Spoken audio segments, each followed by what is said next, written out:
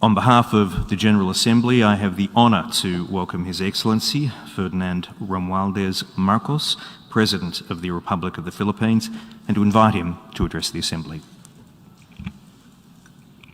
Mr. President, Excellencies, I am Ferdinand Marcos, and I am the President of the Republic of the Philippines. I stand today on behalf of 110 million Filipinos.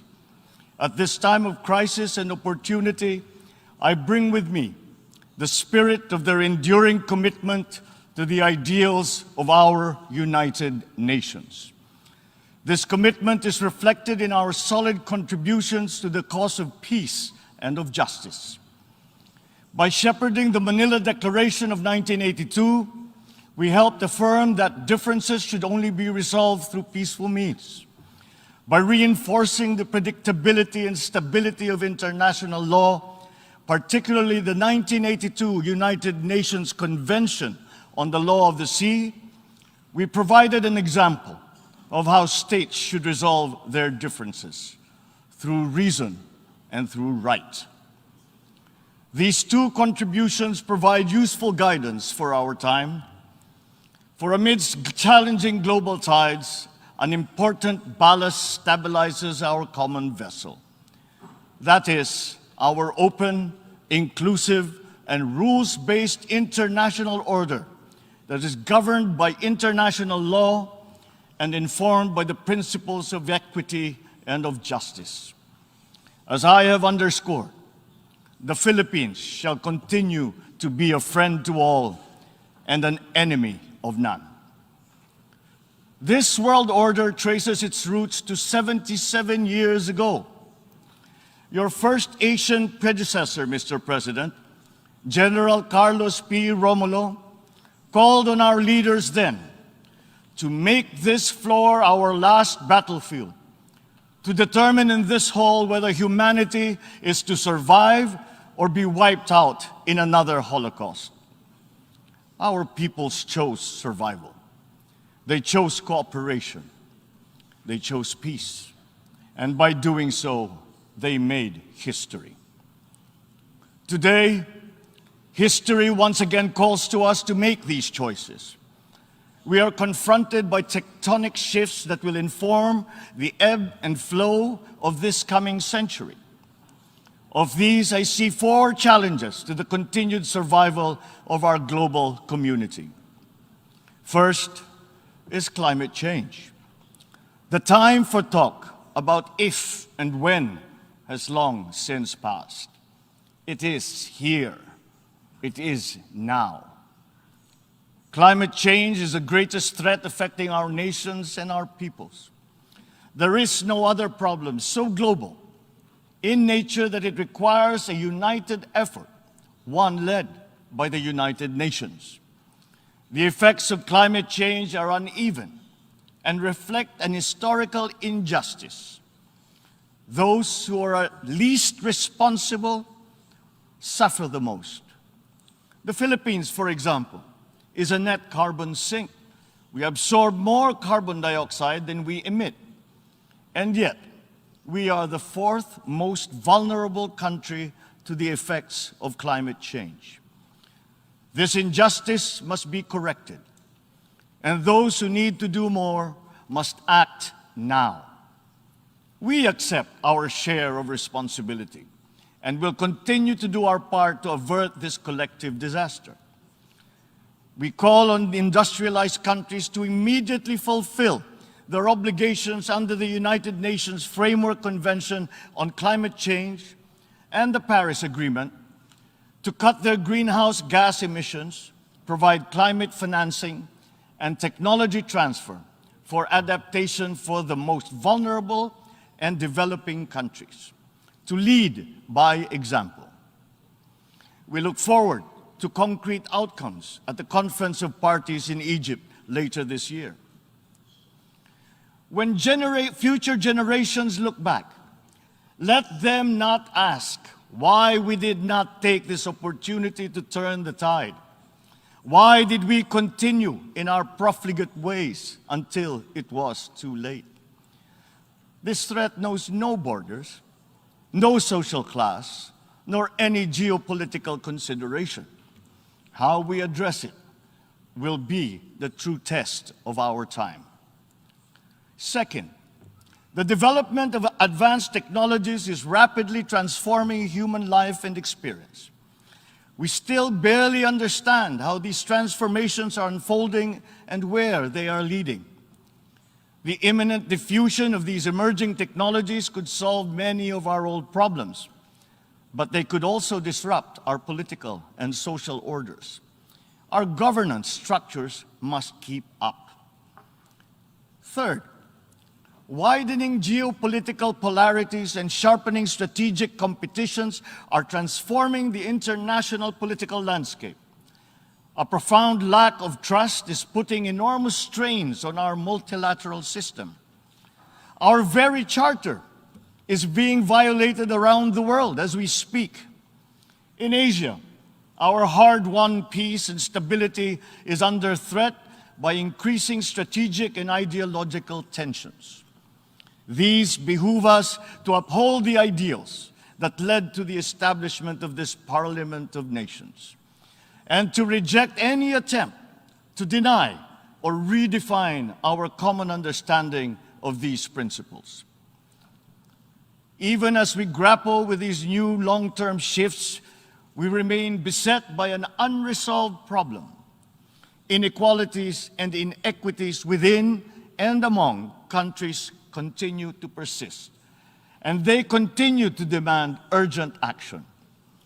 Therein lies our fourth transcendent challenge. This injustice was evident during the pandemic, when the richer nations immediately received vaccines at the expense of the have-nots. We see, for example, the dangers of this lurking in the persistent digital divide and in ballooning debt burdens. As we awaken from the economic stupor caused by the pandemic, we must reinvigorate the world economy. We must use public and private resources to encourage the expansion of trade, investment, and technology transfers to accelerate development. Knowledge and intellectual gains must flow freely to allow those lagging behind to catch up. Sustainable development will be hampered to the detriment of all if existing structures in the global economy remain unreformed. Mr. President, in these past 3 decades, Filipinos have achieved significant strides on our path to sustainable development.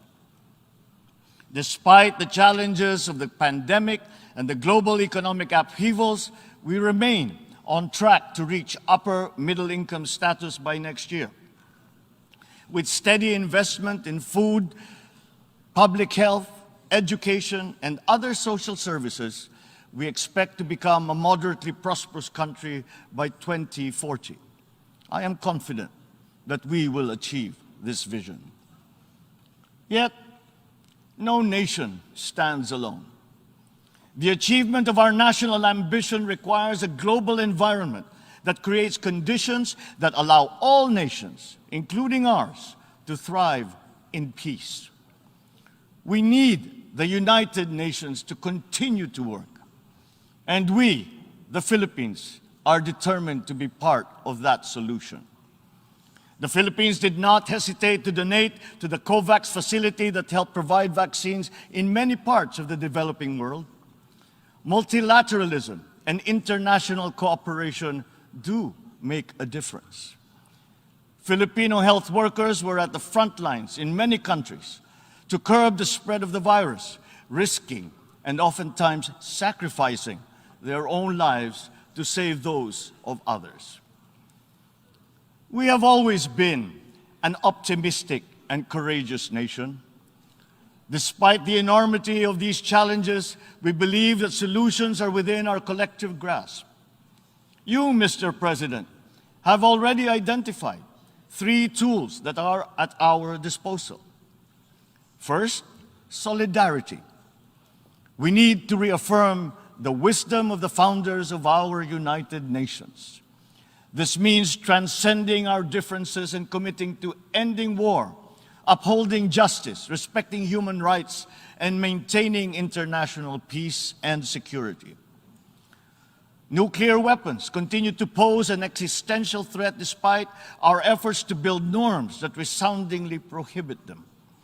We must reject the notion of deterrence and remain committed to decreasing the global stockpile of these weapons.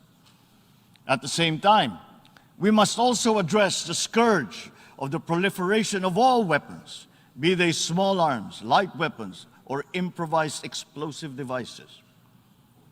Our work must also focus on ensuring that the international system remains fair, not only for all states, but more importantly, for all peoples. This system must work for the most vulnerable, especially the marginalized, migrants, refugees. The world has witnessed the enduring contribution of migrants in the fight against this pandemic. We still dream of an end to the disturbing incidents of racism, of Asian hate, of all prejudice. The Philippines United Nations Joint Program on Human Rights is an example of a constructive approach that puts our people, not our politics, at the center of this work. It provides a model for revitalizing the structures that facilitates solidarity between the United Nations and the sovereign duty bearer. Our continued solidarity will also benefit from a reformed and more inclusive Security Council and an empowered General Assembly that can hold the Council to account. At the same time, the United Nations must forge ahead with its flagship tradition of global peacekeeping. My country's experience in building peace and forging new paths of cooperation can enrich the work of the Security Council, and to this end, I appeal for the valuable support of all UN member states for the Philippines' candidature to the Security Council for the term of 2027 to 2028. Our success in the Bangsamoro Autonomous Region of Muslim Mindanao in the south of the Philippines is a centerpiece of these efforts. The peace that we have forged after many decades of conflict among warring factions and clansmen demonstrates that unity is possible even in the most trying circumstances. Inclusive dialogue involving all stakeholders, including women, the youth, faith leaders, and civil society, conducted with patience and good faith, has produced a credible and solid foundation for self-government that paves the way for lasting peace and sustainable development. We take the same approach in Asia. The Philippines builds partnerships for peace and development through dialogue, including through interfaith and interreligious dialogue, especially through ASEAN. In the face of great diversity, we believe that partnerships form the bridge to unite all of us in promoting peace and stability in the Asia-Pacific region. Our global community is only as strong as we make it. We need to ensure that all nations, especially developing countries, are equipped with the tools they need to navigate the uncharted waters of this century. This requires a transformative development agenda. We therefore welcome the Summit of the Future next year as an opportunity to collectively roll up our sleeves and chart our common path. Second, sustainability. We must seek solutions that preserve our planet. These solutions must transcend our time and win the future for the succeeding generations. We crafted the 2030 Agenda for Sustainable Development as a platform of unity where our societies can build a future that is resilient and that is inclusive, where our people can be healthy, happy, and secure. This requires investment in food security, the fragility of which has been clearly demonstrated by the pandemic and the conflict in Ukraine. We need to take concrete steps towards a modern and resilient agriculture. For food is not just a trade commodity, nor is it just a livelihood. It is an existential imperative and a moral one. It is the very basis of human security. To attain food self-sufficiency and security, we are providing innovative solutions and financial support to farmers and fisherfolk to adapt new technologies and connect to national and global value supply chains. We look forward to forging cooperation with the UN and our partners to boost agricultural productivity and food security.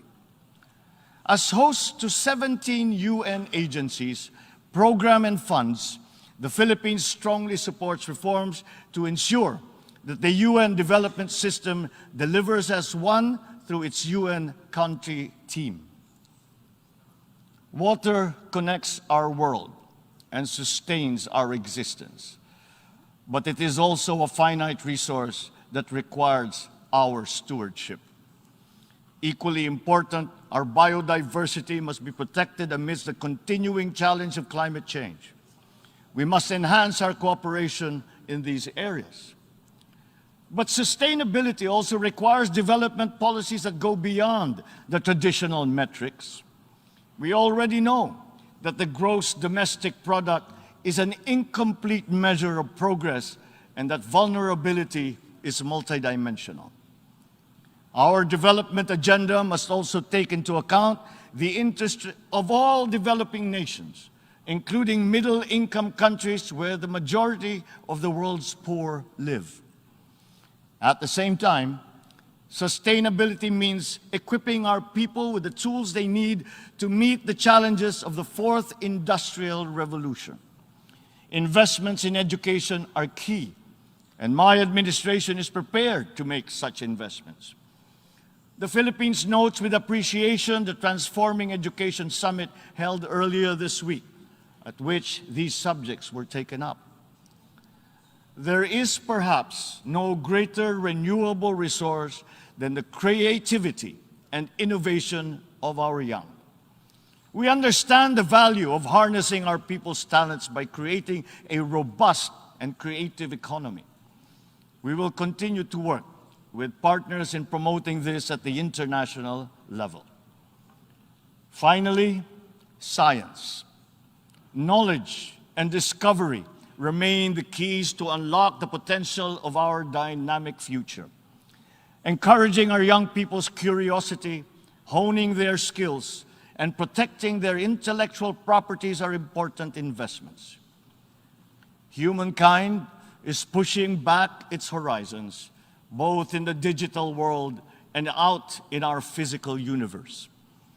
Access to these domains is an inalienable right of all nations, as are peaceful uses of all existing and emerging technologies. The Philippines is preparing for the future by laying the governance framework that will allow us to harness the power of renewable energy, develop the capacity to utilize the life sciences, such as medicine and virology, pursue digital solutions towards a more modern economy, and expand our presence in outer space. But we also need to update the global structures that facilitate international cooperation on the peaceful uses of nuclear energy, biology, chemistry, to name but a few. At the same time, we need new structures to govern rapid advances in other areas. We need to start by defining the norms of responsible behavior in cyberspace and outer space, and forming legal rules that will prevent the weaponization of artificial intelligence. The diffusion of cutting-edge technology across the economy is promising, but they could come at a cost. Our development agenda must consider the possible displacement of human labor as a result of advances in automation. We must prepare our economic structures for this. We should start building the necessary supports for those sectors affected. Mr. President, the transcendent challenges of our time are as consequential as those that faced us 77 years ago when we founded this august body. We are indeed at a watershed moment, one that requires a refounding of these, our United Nations. Mr. President, Your Excellencies, the world is ready for transformation. It is up to us as leaders of our nations to move and shape that transformation. The future beckons, and we can embark upon that journey as single nations or as a world in harmony. I say, let the challenges of one people be the challenges for all nations. And in that way, the success of one will be a success for us all. The peoples of the world look to their leaders, to us, to make into reality these aspirations for our future. We must not fail them. And if we stand together, we will not fail them. If we stand together, we can only succeed. Let us dream, let us work for those successes for all our nations united. Thank you and good day. On behalf of the Assembly, I wish to thank the President of the Republic of the Philippines for the statement just made and request protocol to escort His Excellency.